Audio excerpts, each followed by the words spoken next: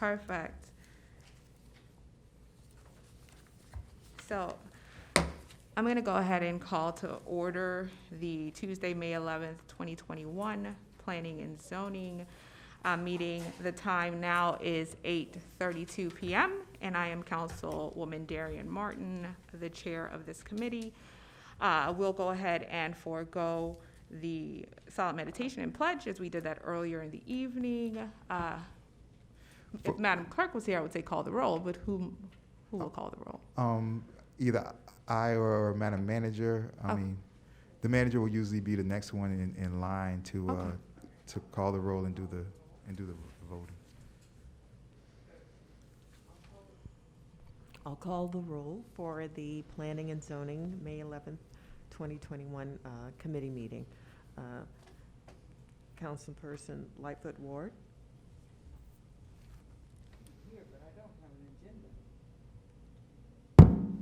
I'm here, but I don't have an agenda. Maybe there's some here on the corner. Okay. Thank you. You're welcome. Here. Yeah, okay, thank you. Councilperson Perella. Here. Vice Mayor Urbon. Present.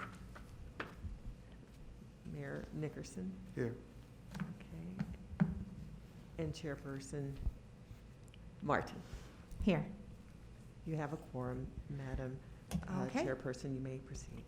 Thank you so much. We'll move on to the approval of the agenda. Do I have a motion to approve the agenda as it appears? So moved. I'll second that motion to approve the agenda as it appears, Madam Chair. Okay, all in favor say aye. Aye. All opposed? The ayes have it. Moving on to good and welfare, this is the time where anyone in the audience, if you would like to say something about the items on the agenda, you can feel free to step up to the podium and state your name, address, and whatever comments you may have. Does anyone have anything that they would like to say at this moment?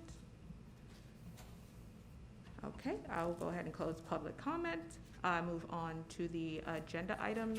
The first two agenda items are discussion items, so I'll have our representative from Serbia, Ms. Camila. She would step up to the podium, and we'll just go ahead and take them in order. It shouldn't take too much time. The first item is a discussion on the Design Review Board, and I think you guys remember from our last council meeting that this is something that stems from House Bill 401. And what I want to do tonight is just determine, I think the last time I checked, the item had been sent to the governor for signature. And I just want to see what our temperature is as far as creating a design review board. Hopefully Camila can give us just a brief synopsis of the history of the item, and then we can move into discussion.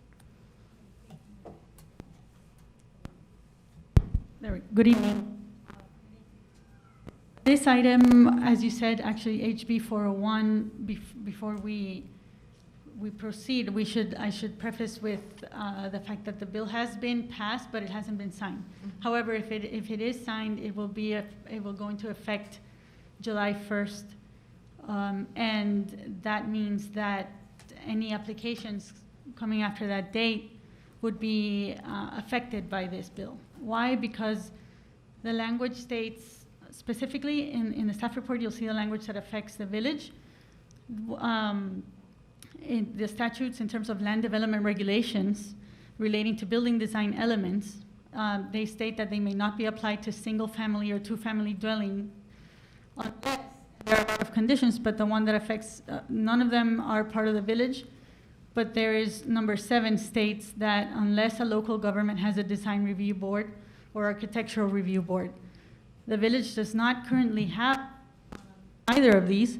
However, we do try to review new applications so that they're compatible with the village character. So essentially, the creation of a board would allow the village to continue to assess new construction under these regulations. Otherwise, we would not be able to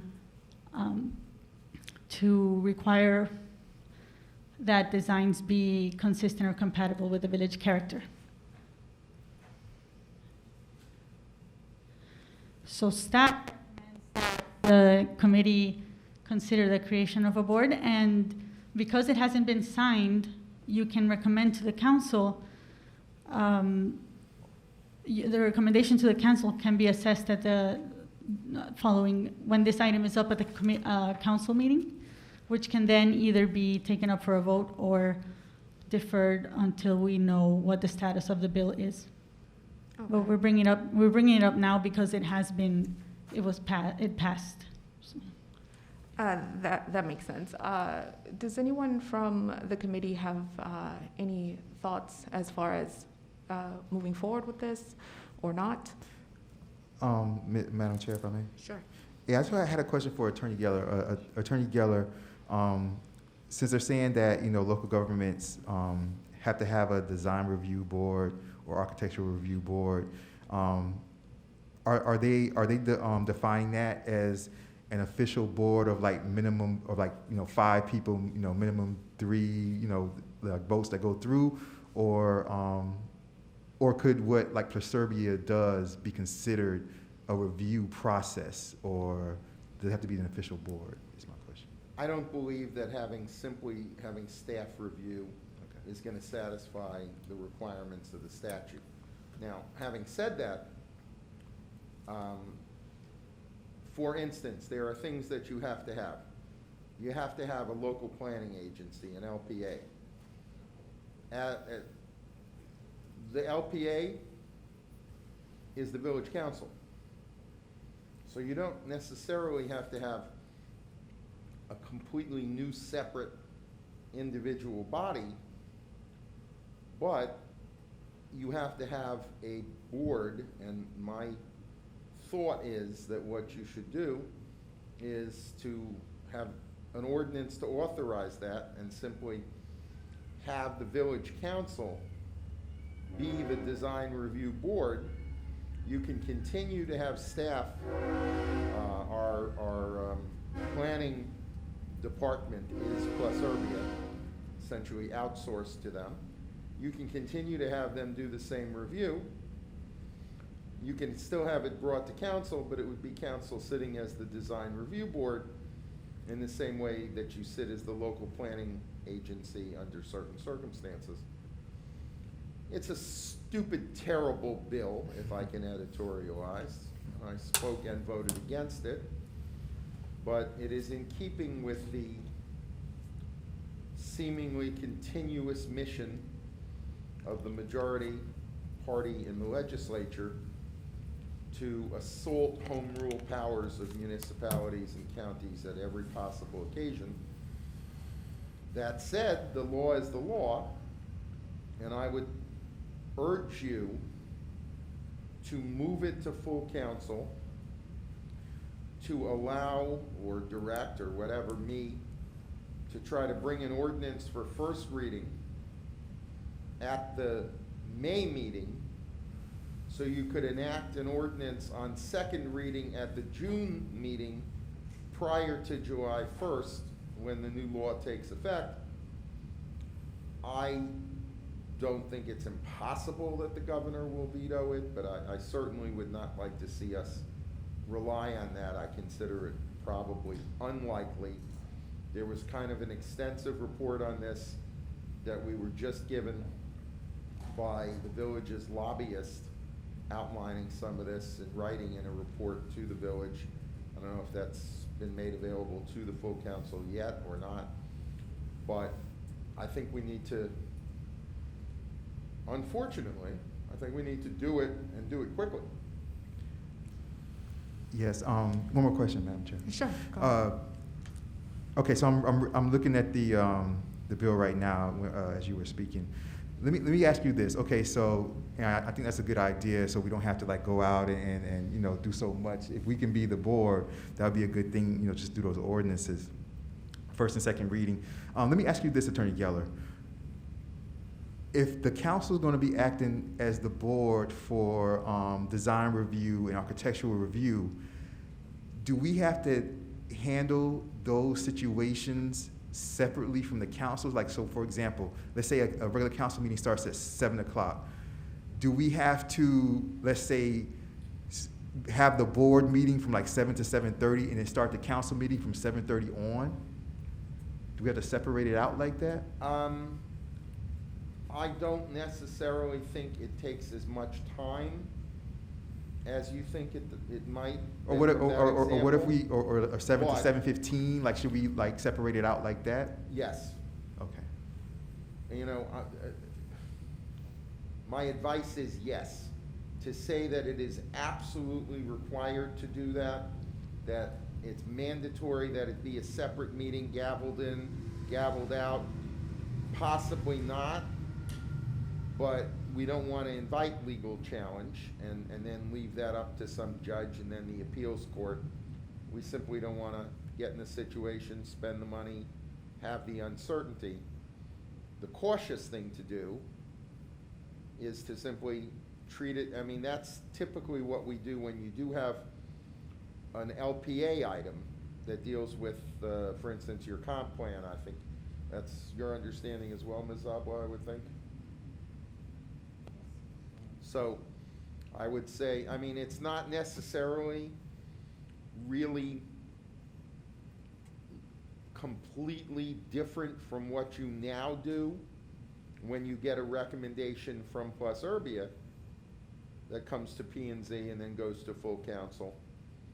But to the extent that they are looking for compatibility with existing neighborhood architecture, community standards, etc., you may, because of this bad bill, you may be deprived of your ability to consider the recommendations from your professional planners unless you go through this extra step. And so to preserve the authority and powers you now have, we should get this on the books before July 1st rolls around.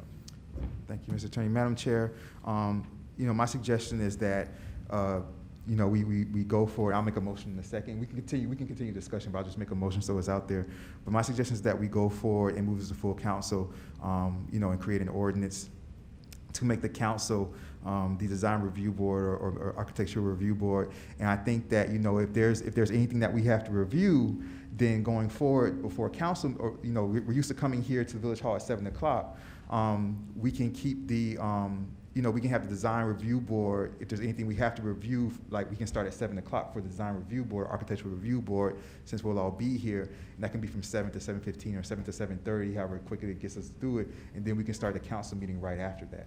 You know, so my suggestion would be to move this to full council, making the village council the design review board or architectural review board by ordinance, first and second reading. Do we have a second on that? Yes, I'll second the motion. Okay. And any other comments from the committee on this item? Councilwoman Lightfoot Ward? Again, I'm really not a combative person. I just don't see where it says it's required. And it says the 5-member board appointed by the city council must have these memberships: 2 architects, 1 landscape architect, and 2 at-large city residents. I know about the council sitting in, but I don't see that. I see specific things that the legislation says if your city council, village council, doesn't matter. I also see where it says, I don't see anywhere where it says it's mandatory. I see what it's done, its purpose is for new buildings, building additions over 1,000 square feet, or substantial changes to building facades. But I don't see where it says it's mandatory to have. I just see where people have probably been shunning zoning stuff, shunning how to build. We're a little bitty city. I don't see us building new buildings, building additions over 1,000 square feet, substantial changes in building facades. We already told the last person, if it doesn't match with the village, we are not even in favor of it. Attorney Geller, I just don't see where it says mandatory. You're correct. It is not mandatory for us to do it. We do not have to adopt an ordinance. We don't have to have this. But in the absence of it, we would lose the ability if somebody were to come in, let's talk about a new project. Somebody comes in and wants to do something at the old trailer park. There's a level of review we're currently enabled to have that we would no longer have for new construction. Again, it doesn't apply to single-family residences. I think maybe one or two family, I forget the exact language, which is not in front of me. But for larger projects, what you can do now, you would not be able to do. As far as the membership, I mean, that's another reason why it's kind of a dumb bill. I don't know that we have 2 architects living in this village, or could find 2 architects that were willing to serve where they're called upon to use their professional expertise for no compensation.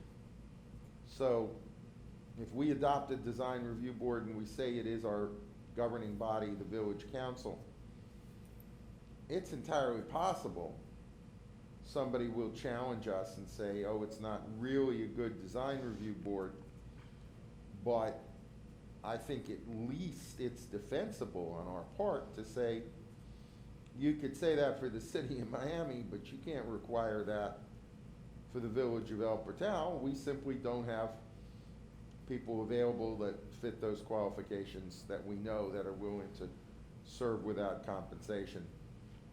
We could lose that, but if we don't attempt it, we certainly, I think, and I'd certainly invite Ms. Oblet to comment as well, I believe we would lose our ability to claim that we have the right to engage in this level of review. So no, it's not mandatory. It's just something we would have to do if we want to continue doing what we now may do to look at things like community standards. Ms. Oblet, you understand? So I do believe that it applies to single-family residences, and we have received new applications recently. And in the code, it also says that any addition greater than 50% of the existing building area also requires review by the council. So those would also be affected, especially with additions that are visible from the public right of way, or we have seen a couple of those recently, and they were recently presented here. Is it only single family? No. Where it's more than 1,000 square feet, is that the qualifier?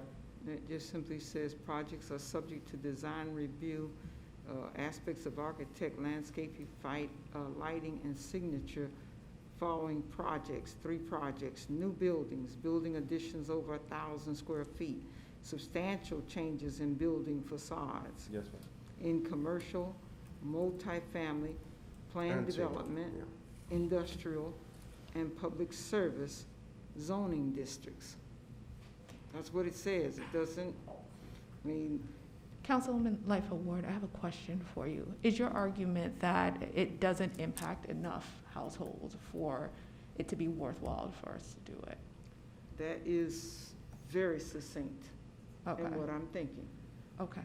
There's also a counter to that, though. Since it doesn't impact that many households, I think the additional burden put on the city to regulate this is probably minimal. However, the downfall to not having it could be substantial, because what you just mentioned before was the ability to tell an applicant, hey, this doesn't fit in with where we see the village going, and we don't want this type of development. If we do not have that, if we don't have a design review board, it just seems as though what Mr. Geller is telling us is that we are in grave danger of not being able to say that. And if the wrong thing is put in the wrong place, there's not only the issue of it being an eyesore, there is design for community policing, there are design for accessibility issues, things that we might not be able to foresee now, but there could be a a big deterrent in people moving into the city and the city flourishing in the way that it can. So I do think that, I definitely get what you mean. We don't want to create working boards for the sake of creating it, but this might be one that we might best be served by heeding what our planner is telling us as well as our attorney. So does anyone have an additional comment on this item? Madam Chair, I'd like to just finish my Sure, thought. sure. I apologize. It says something to the effect also that they would not be able to get a permit at all. If we don't have this kind of board, they won't be able to get a permit at all. So even if it looks like a rat, talks like a rat, crawls like a rat, it's a rat. So we wouldn't have to look at it. Because even if we look at it, they can't get a building permit if we don't like it. Is that correct? That's what I'm looking at, I'm reading it. What he says here, we'll lose, like I'm sorry,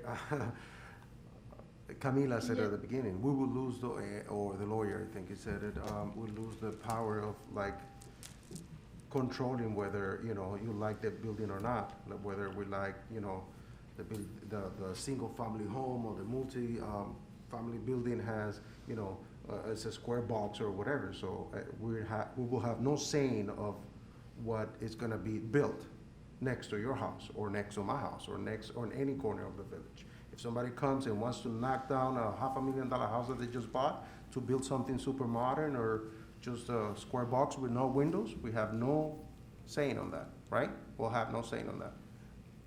That's my understanding. Yes. Councilperson Lightfoot Ward, I'm not looking at what you're looking at. It's not in front of me. I can't say that you're misreading it because it's not in front of me. But I will tell you that it is not uncommon for my esteemed colleagues to write things that look like they say something, but really they don't. actually say something different. And it is well, I shouldn't say that. It is sometimes not accidental that the language appears to say something that's different than the effect. So I certainly can't say you're misreading something that's not in front of me, but my understanding of the overall effect, sometimes they say something here, and then down here they say, oh, never mind. That's kind of a little short version of it, but there's some exception or some caveat written someplace else in there that takes what looks like a clear statement and negates it.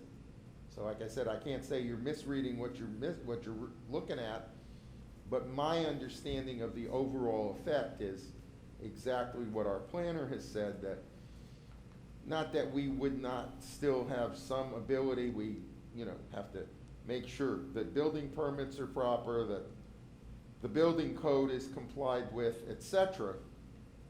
But from a planning perspective, we would lose, I mean, that's what the bill is for. The sponsors of it don't want municipalities, quote, interfering with people's rights to do whatever they want to with their property.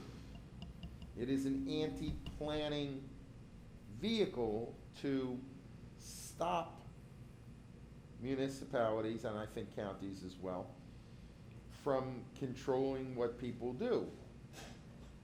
As the body that's charged with protecting the rights of your citizens who want you to do at least some level of planning so that you do have, consistency and the other kinds of standards that your planners look for, it would seem that you would want listen, I'm not in favor of our having some unnecessary extra level of hoops that people have to jump through, but it's kind of forced on us. Or we will lose, as I understand the legislation, or we will lose some ability to conduct a level of planning review which we now are allowed to conduct. It's a guillotine board. Make your choice. That's it. That's what we call it. Duly noted. I think Vice Mayor Erbaum has a comment, and then we can go ahead and take the vote.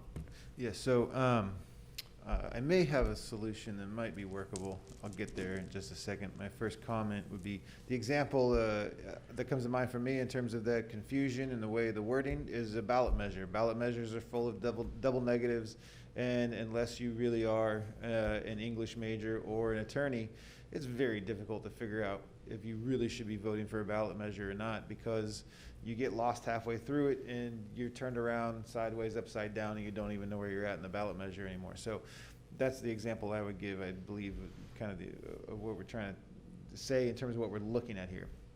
Aside from that, I feel that we as a council have been headed toward this for a long time already.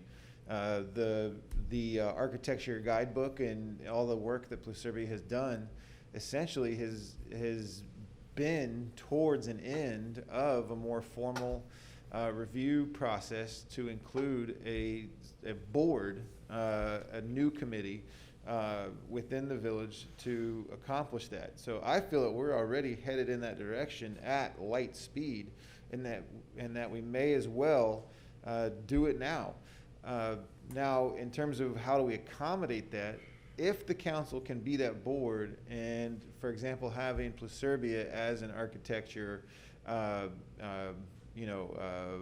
input, guidance expert, licensed working in the field, if that qualifies, then that solves a huge problem for us in terms of having to completely repopulate a new committee. And in terms of the time and scheduling and all of that, I would like to remind the council that there has been many discussions in the past of really reworking our committee structure as a whole.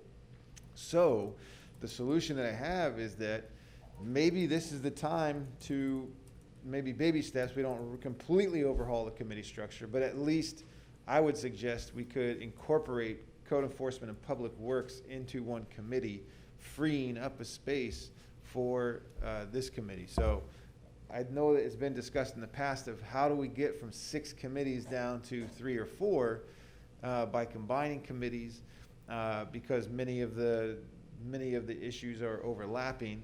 And so if we could at least begin by combining, like Code Enforcement and Public Works, for example, that would free up a spot to place something like the Architectural Review Board, or whatever we call it. And so that may be a workable solution in the meantime, just so that things can continue normally without extra burden. That would be my suggestion. My suggestion would be, at the same time we create this committee, we pick 2 committees that can be combined. My suggestion is Code Enforcement and Public Works, but I'm certainly open to other suggestions. And then that creates the space for us to be able to accommodate this extra committee. So I think that's already been discussed a lot in the past, that we have too many committees as it is. I think adding another committee probably is too burdensome, to be perfectly honest. I really do think it probably is too burdensome to do that, but maybe this is our opportunity to combine 2 committees, and if we can hold our place in terms of the time and space commitment everybody on the council has without putting any extra burden, maybe that's a win.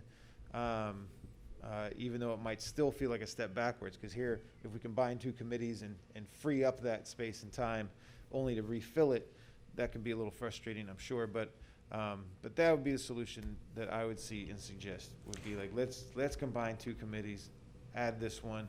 We can continue forward with 6 committees, same time and space commitments. That's all I Thank got. you, Vice Mayor Erbaum. I think we do have a motion on the floor. Do we want to go ahead and take the vote now? Are we going to call the roll for the vote? I'm so sorry. I know. Oh, these new hats, I love them. Okay, Councilperson Lightfoot Ward. Let me restate the motion, just so yeah, everybody let's do knows that. what we're voting on. The motion is to move the creation of a design review board to the full council meeting, to the next full council meeting. Correct, Mr. Mayor? Was that your motion? Yes, Okay. thank you very much. So Madam that's what Chair. we're voting on. Okay. Councilperson Lightfoot Ward? I'm sorry.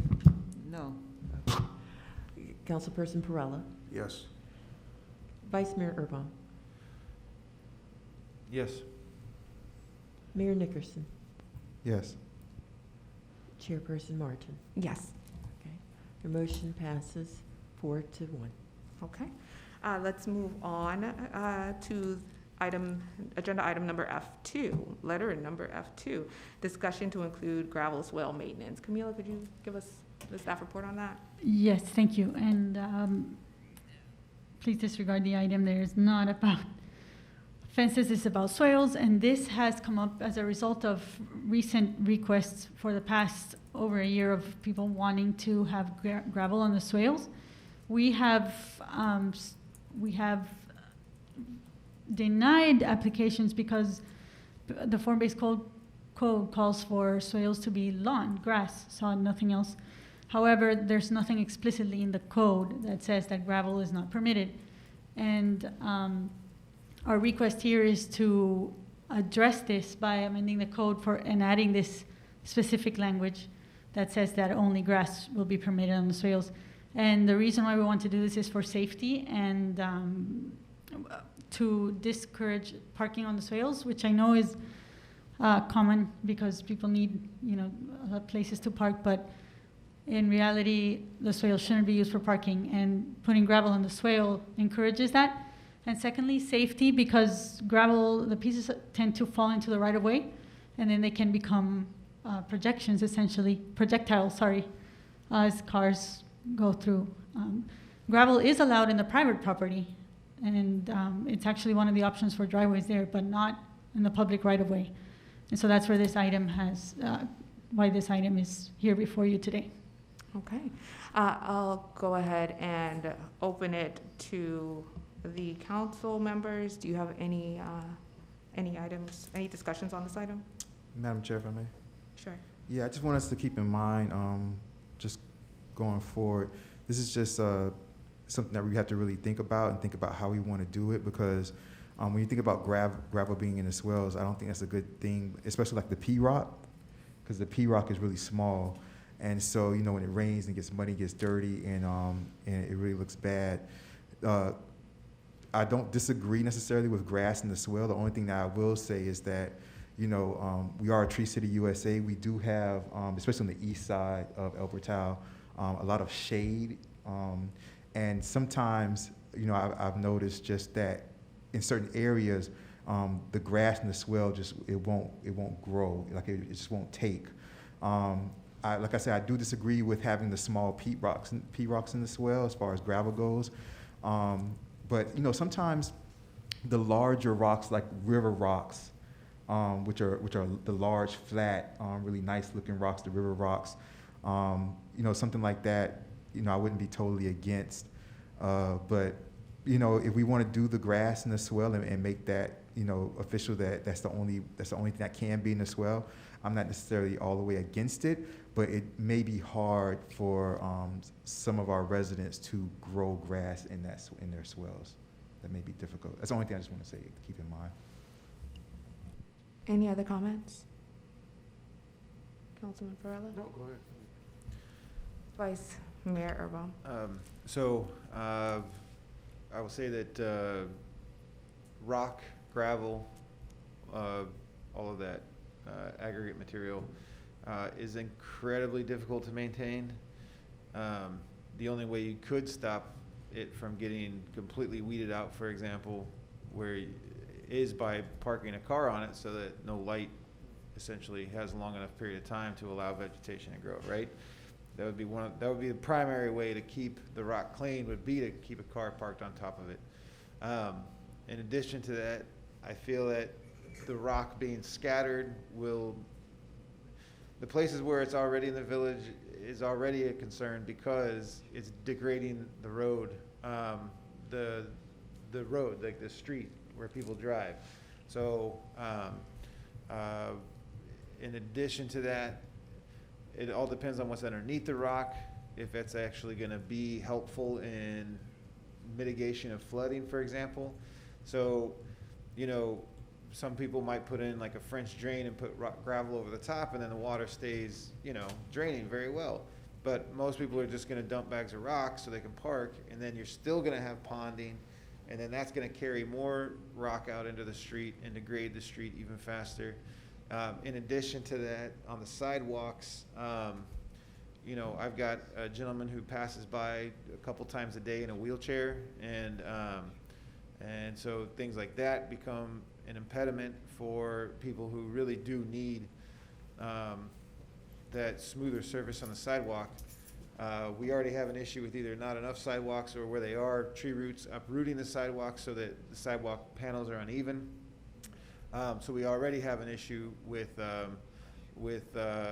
folks in the village who have disabilities being able to easily navigate our sidewalks, and I think the gravel allowance would actually make that worse, because you would have rocks kicked all over the sidewalk and then also out in the street. So I don't know. I feel fairly strongly that we should not allow this, and come up with different alternatives of what people might be able to use. But let's be honest, it does sound very clear that the reason anyone's wanting to do this is so that they can park their vehicle in the swale. So I think that there's a huge, much larger swale discussion here outside of just gravel, but really, what do we want our swales to be used for and look like into the future? And so in that regard, I would say we shouldn't do anything until we've had a further discussion with the Resilient Street project that Pluservia has been working on, because it may become a moot point after all of it if we choose to go, you know, in a different design direction for the streets themselves. Then, you know, we might not even. Anyway, so my feeling is very strong at this point not to even entertain the idea of explicitly allow people to put gravel in the swale. I think it's already a problem where it exists, and I think there's a larger discussion here about the swales and the plan for them. So. Thank you, Vice Mayor Erbaum. Does anyone else in the committee have a comment on this item? Okay. I neglected to do so in the earlier item, but I'm going to close it to the committee, open it to the public to see if anyone on Zoom or in the building would have any sort of comments on these two items. All right, I'll bring it back to the committee. And does anyone want to move this item, this specific prohibition of gravel in the swales, to the full council meeting? So is that we're discussing the explicit prohibition of gravel? Yeah. Okay. I think, is that what we were talking about? Forgive Yes. me, I thought we were talking about the allowance of gravel. To maintenance of swales, and Okay. you can direct us to Yeah. include. I would lean on the side of, Attorney Geller, do you have a comment? Yes. Councilperson Perot and I have had conversations about this going back to his chairmanship of Public Works. I very much agree with what Vice Mayor Erbaum said. This is a larger issue. That said, I think that the suggestion that Pluservia makes of explicitly not allowing gravel or P-rock or something like that may be timely, because it is an ongoing problem, and stopping that problem is worth doing, but doing a little extra work that may ultimately not be necessary is not a reason not to address something that really is an issue. The conversation I've had, though, with Councilperson Perot is about the degree to which some of these potholes are caused by ponding, are caused by swale issues. You know, grass may not be the only thing. There could be other pervious structures. I mean, whether we're going to allow brick pervious pavers is a real thing. People could park if you want to allow parking, but they don't pose the problem that is posed by just dumping bags of little rock. They are designed to be pervious. They may be acceptable. Whether you would permit some kind of artificial turf as opposed to grass, maybe maybe you don't like that idea, but there would be, as someone mentioned, a lot of alternatives that you could look at. The fact that this needs to, the issue of whether or not parking on swales that won't become disabled, so to speak, by allowing the parking. Again, if it's pervious brick, maybe you want to allow parking. If you're going to have grass, you may say, okay, but if the rains come and it gets all muddy, you got to fix it. And these issues, particularly relating to what we're going to have and whether there's going to be any parking on like Northeast 2nd Avenue, and are we going to upgrade that? These are all important and legitimate issues for you to look at, and they do relate to potholes, and they do relate to street maintenance. So I very much think that Vice Mayor Erbaum is right. It's a larger issue, but if some kid gets an eye taken out because a little piece of gravel gets hurled as a projectile, or if you continue to have flooding problems, you may want, because it is a larger issue and we're looking at it, and some people say, oh, we have the right, there was some deal made that we were allowed to park on the street and whatever. It may be appropriate for you to do a stopgap along the lines of what Plus Urbia recommends. Strictly, I wouldn't go as far as to say only grass, but if you wanted specifically to prohibit, because there's no current text, if you wanted to prohibit gravel or small rocks, something along those lines, we would work with Plus Urbia. That may not be a waste of your time to do, even in the context of the larger discussion that you should have about revising your swale ordinance and regulations, and seeing where you want to go and talking about what you want to do. Thank you for that, Attorney Geller. So with that great explanation, do I have a motion to move to the full council meeting the prohibition of gravel or smaller rocks in our swales? Do I have a second? I will second. All righty. Can we call the roll on that, please? I do. Okay. Councilperson Lightfoot Ward. Councilperson Perella. Yes. Vice Mayor Erbaum. Yes. Mayor Nickerson. Yes. Chairperson Martin. Yes. The motion passes 5-0. Okay. And now we're moving on to F3, which is a request for a special exception by skate park. At this time, I would like to open the public hearing. If Camila could stay at this podium. And I think the applicant should come to the podium as well. Attorney Geller, is that correct? To state his name and address? Mhm. Hi, good evening. Could you state your name and address for the record, please? Jonathan, there goes. My name is Jonathan Strauss, 725 92nd Street, Surfside, Florida, 33154. But I'm putting a project on at 533 Northeast 83rd Street Okay, here in El Portal. that sounds good. Madam Chair, what you probably want to do is get the staff report in the record first. Exactly. Camila, could you give us the staff report on this item, please? Yes, absolutely. The applicant is requesting a special exception for on-site sale of and consumption of alcohol at the recreational facility at, or otherwise known as Skate Park, 533 Northeast 83rd Street.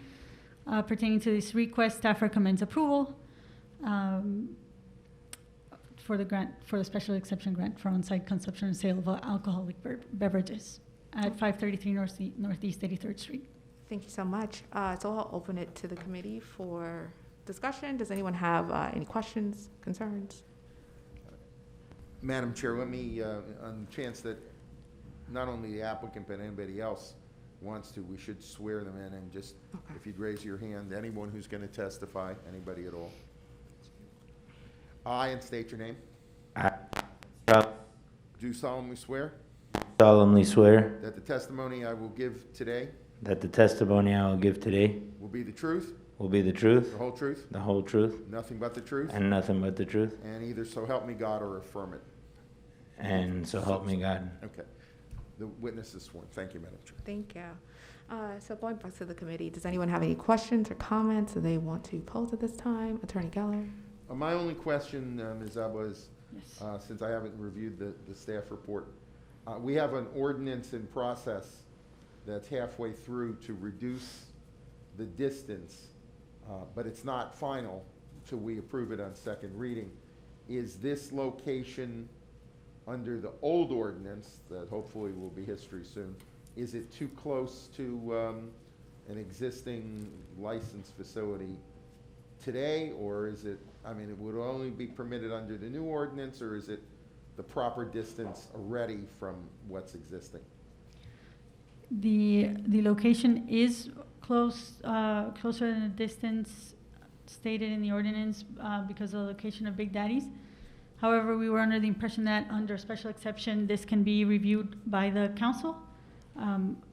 We will defer to you to ensure whether it can continue or whether we have to defer until the ordinance is passed. So thank you, and let me Yes. just say to the council, my understanding is that you have the right to grant a special exception, but you need something in the record, and I'd ask perhaps that can be supplemented by Ms. Zabla, that justifies factually, that justifies the granting of the special exception. You won't need to go through that once the new ordinance is adopted if it's passed, but you should have just something factually in the record to justify granting a special exception if that's what you're going to do. When we say something factually in the record, what is Ms. Avila going to have to say explicitly? Some reason why this is not deemed a danger to the health, Great. safety, or the other conditions that existed that supported the original ordinance that you had, why an exception from that ought to be granted. That makes sense. All right, so does anyone from the committee have any comments or questions at this time concerning this matter? Why we just can't hear from the applicant? Excuse me? Is there a reason why we just can't hear from the applicant right now? What would you like to hear from the applicant? Yeah, I think That would be the question. What would you like to hear from the applicant? his statement. Why are we wanting, why is he Okay, wanting? I guess why alcohol? would you like the special exception? Well, we designed this, so I've built skate parks worldwide for many years now. And Miami is my home. El Portal is as close to my home as it can be. My parents live down the street from El Portal. They live in Belmead. This location is an iconic spot for skateboarding now that it's in the Olympic Games. So we created this concept skatebird where we're privately funding an amazing amenity for the community and an amazing local spot that the community can enjoy and create a public facility that'll not displace any of the residents. It'll provide opportunities for residents, whether it be jobs or things like that.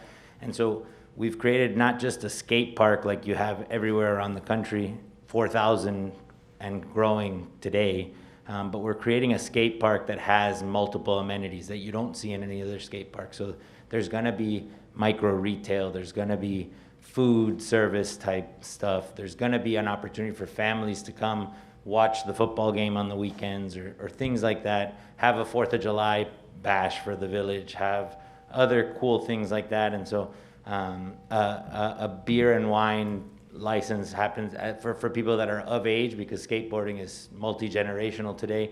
is something great that after they've skateboarded or what have you, they can come to the area that we would designate specifically, and before they Uber home or what have you, or if they're with friends, they would designate a driver, and then they could have a couple of beers with their friends.